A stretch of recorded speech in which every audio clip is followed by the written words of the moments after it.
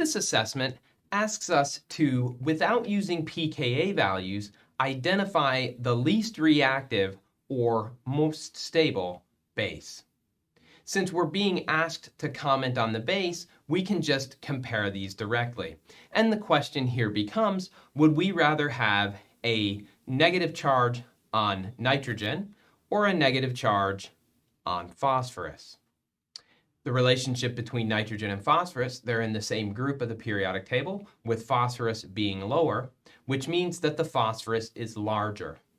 The negative charge, the lone pairs, are going to be more delocalized on the larger phosphorus, and therefore the pH2 minus anion is going to be the most stable, and therefore the least reactive base.